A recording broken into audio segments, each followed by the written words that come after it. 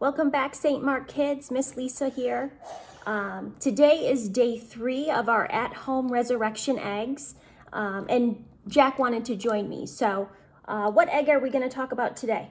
Number 10. Number 10. There it is, number 10. So it's upside down. Let's open it up and see what's inside, shall we? Yeah.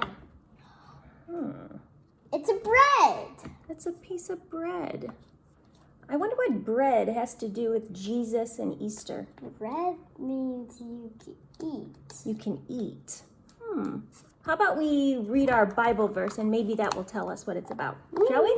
Okay, so if you have a Bible, this is my Bible. Take it out. Or you're not find the right page, ask your grown-ups. Ask your grown-ups. Okay, so today's reading comes from the book of Matthew.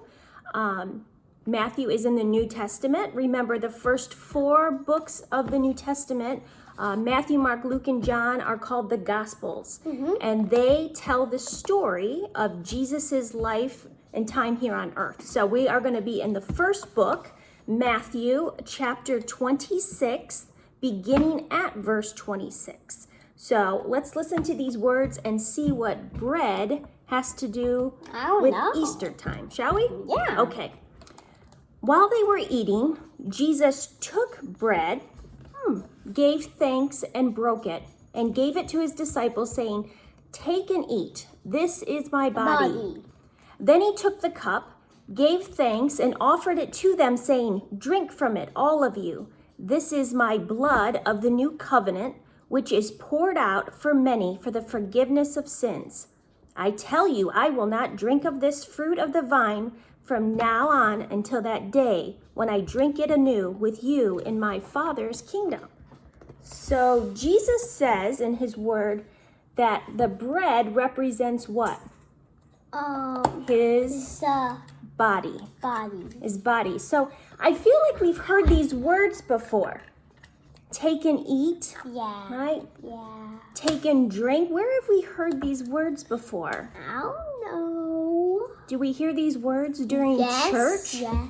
When we take communion? Yes. Right? When the grown-ups, right, and the bigger kids take communion, right? Pastor Matt, he holds up the bread, Breaks it. And he breaks it, and he says, "Take and eat." And then he holds up the cup, and he says, "Take and drink." Well, we do that because Jesus told us to do that in the Bible. So when Jesus held up the bread, it wasn't bread like this. It wasn't soft, right? It was flat. It was kind of more like a cracker. So I have some Cheez-Its. We have these at our house. So if you get out a cracker or a Cheez-It, and if you break it, it makes a noise, doesn't it? Right? And that is, try? Would you like to try? Yeah. So everyone find a cracker and break it, right? And we hear that sound, right? Yeah. During communion at church. That's what that's the sound it would have made when Jesus did it, okay? So we do that to remember that pretty soon in the Bible, Jesus' body is going to be broken for us, right?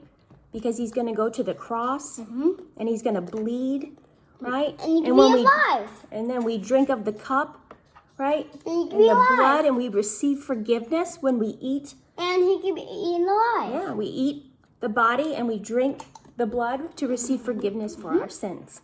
Okay? So what you need to do today to help you remember these verses is go around your house, go into your kitchen and see if you have a cracker or a piece of bread, right? Or egg. Put it inside your egg. But I tell you what, if you use real bread, don't leave it in there for too long because it's going to start to grow mold and we don't want that, right? Okay. Well, that's it for day number 3, egg number 10. Join us tomorrow for your next lesson. Mm-hmm. Bye. Bye.